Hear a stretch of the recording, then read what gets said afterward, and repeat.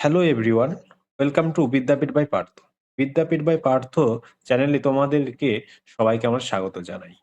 তো আজকে আমরা মোস্ট 25টা প্রশ্ন আলোচনা করব। সামনে তোমাদের রেলওয়ে গ্রুপ ডি রয়েছে, এনটিপিসি পরীক্ষা রয়েছে। এই সমস্ত পরীক্ষার জন্য খুবই হেল্পফুল হবে এই প্রশ্নগুলো। তো তোমরা অবশ্যই স্কিপ না করে প্রতিটা প্রশ্ন মনোযোগ সহকারে দেখো এবং খাতায় নোটস করো। তো ঠিক আছে, চলো শুরু করা যাক আজকের প্রথম প্রশ্ন। দেখো, প্রথম প্রশ্ন বলা হয়েছে কলকাতায় এশিয়াটিক সোসাইটির প্রতিষ্ঠা কে করেন? A sir William Jones, B lord Clive, C lord Wellesley, D lord Mayo. তো সঠিক অ্যান্সার এখানে option A sir William Jones.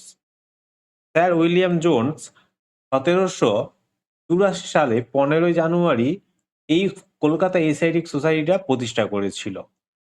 দ্বিতীয় নম্বর প্রশ্ন, প্রতি বছর কে লোকসভায় বাজেট পেশ করেন? এ প্রধানমন্ত্রী, বি স্পিকার, সি রাষ্ট্রপতি, ডি অর্থমন্ত্রী।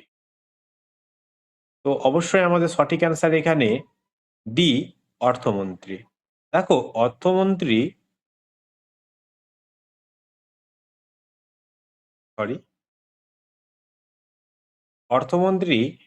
প্রতি বছর আমাদের বাজেট পেশ করে আই থিঙ্ক ফেব্রুয়ারি মাসে। এটা ভারতের সংবিধানে 112 নম্বর ধারা অনুযায়ী আমাদের 112 নম্বর ধারাতে এই বাজেট পেশ করার কথা উল্লেখ করা রয়েছে এবং সেখান থেকেই আমাদের প্রতি বছর ফেব্রুয়ারি মাসে আমাদের অর্থমন্ত্রী এই বাজেট পেশ করে থাকে। 3 নম্বর প্রশ্ন, প্রাকৃতিক নির্বাচনবাদীর প্রবক্তা কে? A Mendel, B Lamarck, C Newton, D Darwin. তো অবশ্যই সঠিক অ্যান্সার অপশন ডি ডারউইন।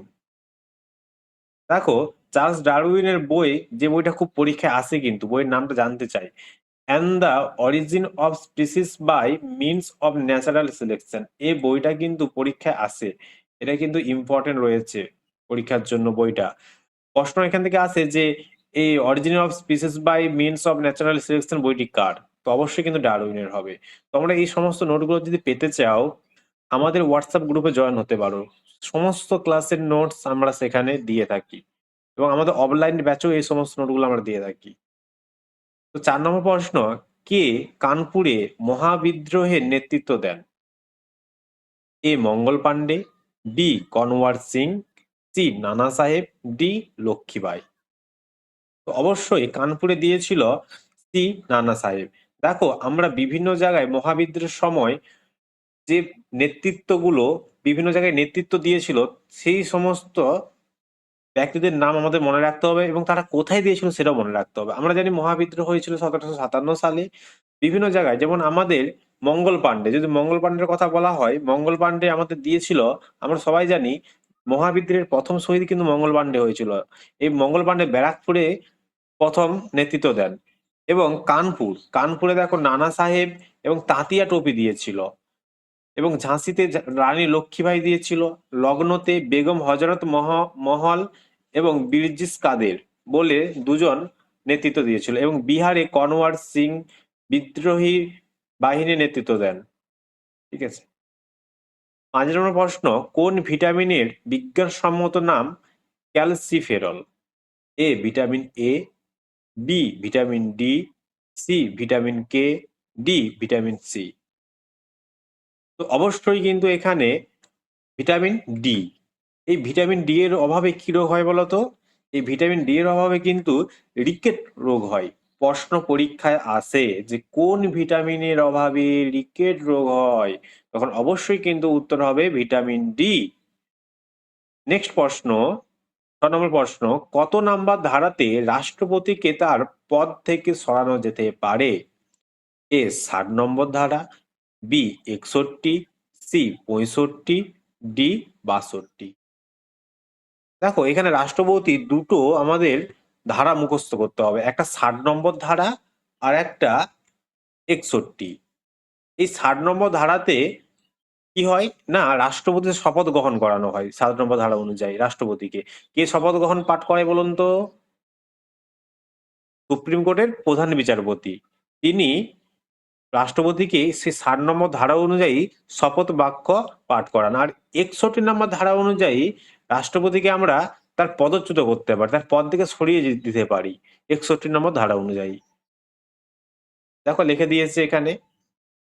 আচ্ছা, আরেকটা কথা মনে রাখবে, রাষ্ট্রপতিকে শপথ গ্রহণ করান সুপ্রিম কোর্টের প্রধান বিচারপতি, কিন্তু সুপ্রিম কোর্টের প্রধান বিচারপতি যদি অনুপস্থিত থাকে, উপস্থিত না থাকে, তখন তার পরিবর্তে ওই কোর্ট, সুপ্রিম কোর্টেরই প্রবীণতম বিচারপতি এই মানে শপথ গ্রহণ করিয়ে থাকেন। ঠিক আছে। 7 নম্বর প্রশ্ন, সাতবাহন বংশের শ্রেষ্ঠ সম্রাটকে? এ দ্বিতীয় পুলকেশী, বি প্রথম সাতকর্ণী, সি সিমুখ, ডি গৌতমীপুত্র সাতকর্ণী। তো অবশ্যই এখানেও সঠিক উত্তর ডি গৌতমীপুত্র সাতকর্ণী। আর এই সাতবাহন বংশের কিন্তু প্রতিষ্ঠাতা কে বলতো? এই সাতবাহন বংশের প্রতিষ্ঠাতা কিন্তু এই সিমুখ। সিমুখ হলো সাতবাহন বংশের প্রতিষ্ঠাতা। আমি লিখেও দিয়েছি দেখো, সিমুখ হচ্ছে সাতবাহন বংশের প্রতিষ্ঠাতা। এবং সাতবাহন বংশের রাজধানীটা খুব আছে পৈঠান, মনে রাখবে, পৈঠান হচ্ছে সাতবাহন বংশের রাজধানী। Very very important. 8 নম্বর, কত সালে ভারতীয় নাগরিকত্ব আইন পাস হয়? এ 1955, বি 1952, সি 1958, ডি 1957। তো অবশ্যই এখানে অপশন এ 1955 সালে, সরি 1955 সালে। দেখো, এই যে ভারতীয় নাগরিকত্ব আইন, এইটা আমাদের সংবিধানে কত নম্বর ধারাতে রয়েছে? 5 নম্বর থেকে 11 নম্বর ধারাতে রয়েছে। এবং কত নম্বর পার্টে রয়েছে? 2 নম্বর পার্টে রয়েছে। আমরা জানি সংবিধানের পার্ট মোট কটা? পার্ট 25টা পার্ট বর্তমানে। আর ধারা 448, 448টা ধারা। আর হচ্ছে তফসিল বা শিডিউল কটা? 12টা শিডিউল। তো সেখানে 2 নম্বর পার্টে 5 থেকে 11 নম্বর ধারাতে এই ভারতীয় নাগরিকত্ব আইন বর্ণিত রয়েছে। নেক্সট প্রশ্ন, তুঙ্গভদ্রা কোন নদীর উপনদী? তুঙ্গভদ্রা কোন নদীর উপনদী? A Krishna, B Godavari, C Kaveri, D Ganga. তো অবশ্যই তুঙ্গভদ্রা কৃষ্ণা নদীর উপনদী। দেখো, কৃষ্ণা নদীর আমি উৎপত্তি স্থলটা দিয়েছি এবং তার তার হচ্ছে মানে কতটা কিলোমিটার বিস্তৃত সে। দেখো, কৃষ্ণা নদী দক্ষিণ ভারতের অন্যতম একটা প্রধান নদী, যেটা মহারাষ্ট্রের মহাবালেশ্বরের কাছে পশ্চিমঘাট পর্বতমালা থেকে উৎপন্ন হয়েছে এবং এটা 1400 কিলোমিটার পূর্ব দিকে প্রবাহিত হয়ে কোথায়? বঙ্গোপসাগরে পতিত হয়েছে। এখান থেকে অনেক প্রশ্ন আসতে পারে যে কৃষ্ণা নদী কোন সাগরে পতিত হয়েছে? বঙ্গোপসাগরে। কৃষ্ণা নদীর উৎপত্তি স্থল কোথায়? বলে মহাবালেশ্বরের কাছে পশ্চিমঘাট পর্বতমালাতে। কত কিলোমিটার বিস্তৃত? না 1400 কিলোমিটার বিস্তৃত। এই প্রশ্নগুলো একবার দেখে রাখবে। আচ্ছা, এই গোদাবরীকে কিন্তু দক্ষিণ ভারতের কিন্তু গঙ্গা বলা হয়। কে বলা হয়? গঙ্গা, দক্ষিণ ভারতের গঙ্গা।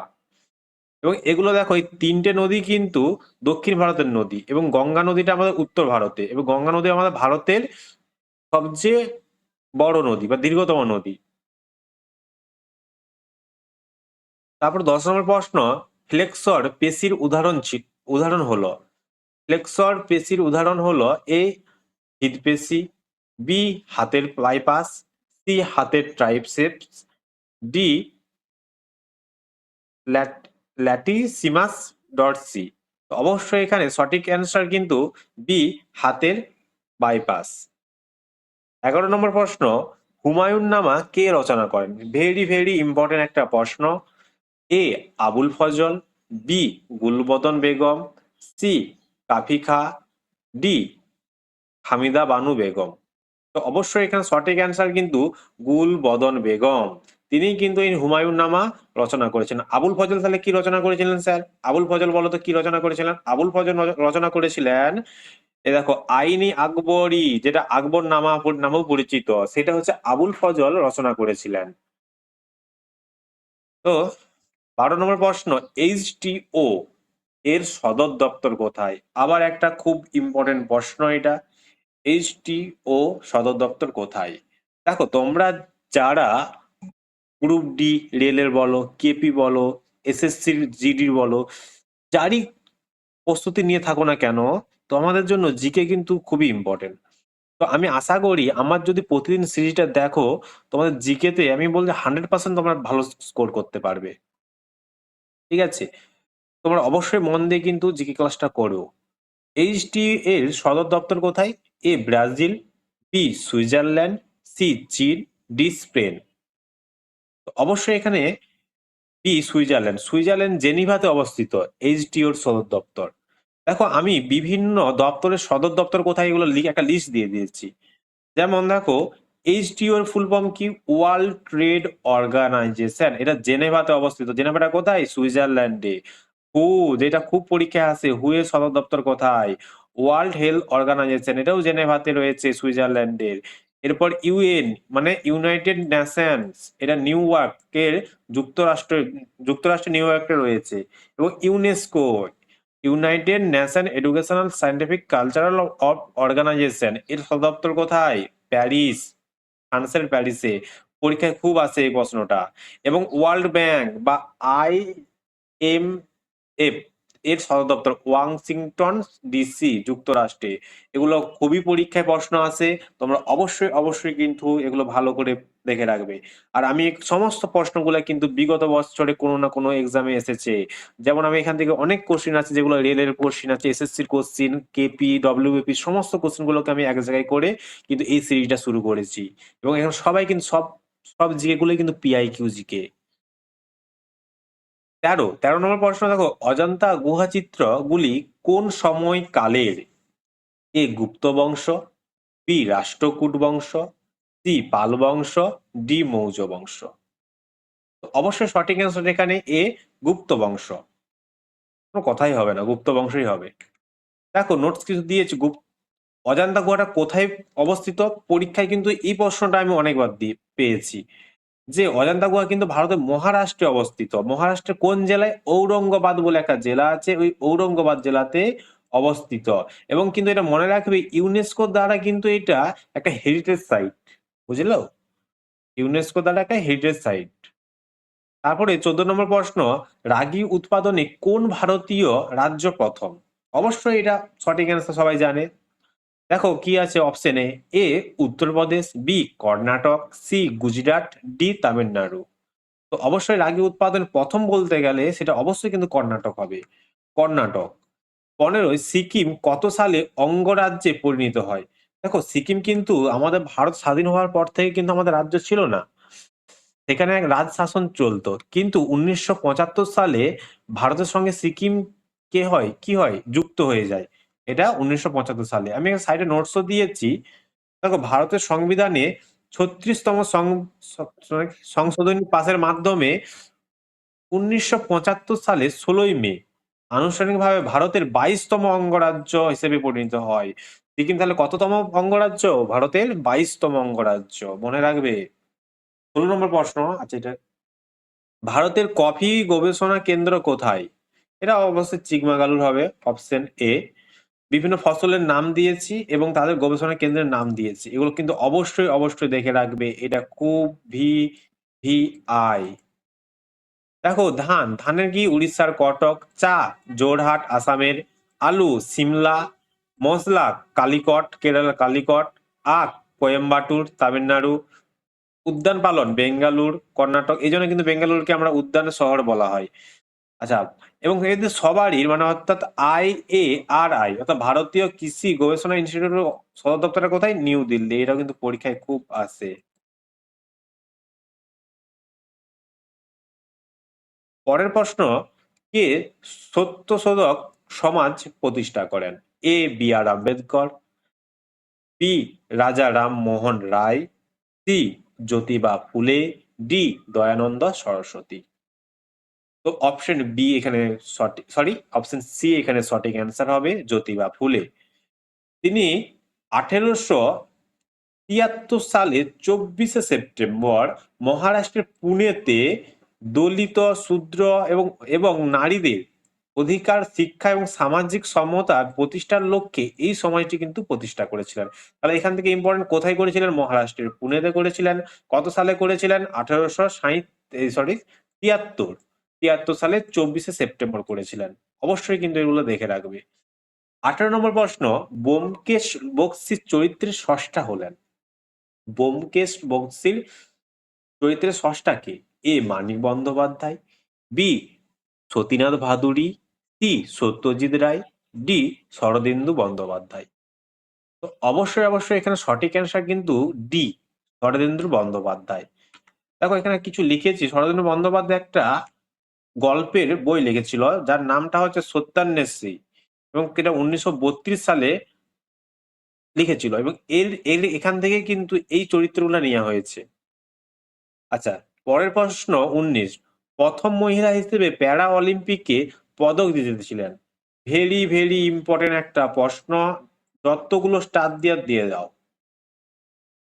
বিভিন্ন পরীক্ষায় প্রশ্নটা এসেছে। প্রথম মহিলা হিসেবে প্যারা অলিম্পিকে পদক জিতেছিলেন কে?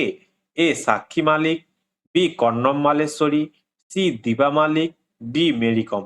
আমি জানি এখানে প্রায় স্টুডেন্টই এখানে ভুল করবে, প্রায় স্টুডেন্ট এখানে ভুল করবে এই কোশ্চেনটা দিলে। তাই এই কোশ্চেন প্রচুর পরীক্ষায় আছে, প্রচুর। তো এখানে অপশন কিন্তু সিও সঠিক অ্যান্সার হবে, দীপা মালিক। দেখো এখানে কবে নিয়েছিল আমি সেটাও লিখে দিয়েছি। দীপা মালিক প্রথম ভারতীয় মহিলা হিসেবে প্যারা অলিম্পিকে পদক জিতেছিলেন, এবং তিনি 2016 সালে রিও প্যারা অলিম্পিকে কিন্তু শর্টপুট বলে একটা ইভেন্ট হয়, সেই ইভেন্টে 53 মিটারের ইভেন্ট প্রতিযোগিতায় রৌপ্য পদক জিতেছিলেন। এটা খুব প্রশ্ন আসে যে তিনি কি পদক জিতেছিলেন, রৌপ্য পদক, কত খ্রিস্টাব্দে? 2016 সালে। কোন খেলায়? শর্টপুট খেলায়। ভালো করে এটা মনে রাখবে। তারপরে নেক্সট প্রশ্ন, কে প্রথম ভারতীয় যিনি অর্থনীতিতে নোবেল পুরস্কার পান? কে প্রথম ভারতীয় যিনি অর্থনীতিতে নোবেল পুরস্কার পান?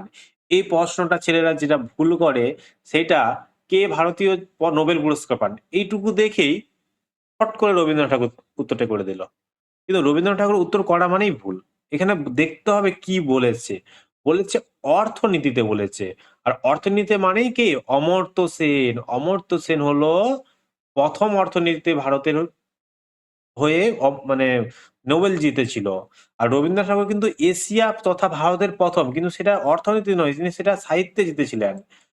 তার একটা কাব্যগ্রন্থের নাম হচ্ছে গীতাঞ্জলি, যার জন্য 1913 তিনি পেয়েছিলেন নোবেল। তাহলে এখানে সঠিক অ্যান্সার কি হবে? অমর্ত্য সেন, বি অমর্ত্য সেন। দেখো লিখে দিয়েছি কত সালে পেয়েছিল, 1998 সালে তিনি পেয়েছিলেন এই পুরস্কার, অর্থনীতিতে পেয়েছিলেন।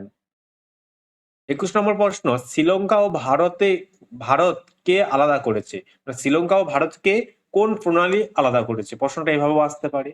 এ ফ্রগ প্রণালী, B 9 degree channel, C 10 degree channel, না ডি এদের মধ্যে কোনোটিই নয়। কেন কোনোটি নয়? অবশ্যই আছে। এ এ হচ্ছে ফ্রগ প্রণালী। পরের প্রশ্ন, এগুলো ইজি প্রশ্ন এটা। পরে 22 নম্বর প্রশ্ন, টিএসএইচ হরমোনের উৎপত্তি স্থল হলো। টিএসএইচ হরমোনের উৎপত্তি স্থল হলো A adrenal, B pituitary, C অগ্নাশয়, ডি থাইরয়েড। তো টিএসএইচ হরমোন অবশ্যই পিটুইটারি গ্রন্থি থেকে নির্গত হয়। দেখো লিখে দেওয়া হয়েছে এখানে। টিএসএইচ এর ফুল ফর্মটা মনে রাখবে, থাইরয়েড স্টিমুলেটিং হরমোন। এর উৎপত্তিস্থল মস্তিষ্কের গোড়ায় অবস্থিত অ্যান্টেরিয়র পিটুইটারি গ্রন্থি বা অগ্র পিটুইটারি গ্রন্থি থেকে এর উৎপত্তি হয়ে থাকে। নেক্সট প্রশ্ন, প্রথম চাকা আবিষ্কার হয় কোন সভ্যতায়? এ মেসোপটেমিয়া সভ্যতায়, বি সিন্ধু সভ্যতায়, সি মিশর সভ্যতায়, ডি গ্রিক সভ্যতায়। তো অবশ্যই এখানে সঠিক অ্যান্সার কিন্তু মেসোপটেমিয়া সভ্যতায়। আমরা এখান থেকে একটা জিনিস ফ্যাক্ট জেনে রাখবো, এই যে প্রথম চাকাটা আবিষ্কার হয়েছিল, এই চাকাটা কিন্তু কোনো পরিবহনের জন্য নয়, পরিবহনের জন্য নয়। আর ওই ছিল কুমোর, আমরা যে সবাই জানি তো কুমোরে যে মাটির হাঁড়ি বানাই, চাকার মাধ্যমে না, চাকা ঘুরে, সেই চাকার জন্য মানে সেই চাকা হিসেবে প্রথম চাকা আবিষ্কার হয়। দেখো লিখে দিয়েছে এখানে সবকিছু। খ্রিস্টপূর্বাব্দে 3500 থেকে 4000 অব্দের দিকে প্রথম আবিষ্কৃত হয়েছিল। প্রাথমিকভাবে এটি পরিবহনের জন্য নয়, বরং কুমোরদের চাকা হিসেবে মাটির পাত্র তৈরি কাজে ব্যবহৃত হয়েছিল কিন্তু এটা। হ্যাঁ, ক্লিয়ার? তো এত তোমাদের জানার দরকার নেই, জাস্ট এটা ইনফরমেশনের জন্য দিয়েছি। তোমরা এটা জেনে রাখবে কোথায় প্রথম আবিষ্কার হয়েছিল, মেসোপটেমিয়া। 24 কঠিন অবস্থায় কোন গ্যাসকে শুকনো বরফ বলা হয়? কঠিন অবস্থায় কোন গ্যাসকে শুকনো বরফ বলা হয়? A nitrogen, B carbon dioxide, C hydrogen, D oxygen. তো অবশ্যই এখানে সঠিক অ্যান্সার কিন্তু B carbon dioxide. 25 number প্রশ্ন এবং আজকের শেষ প্রশ্ন।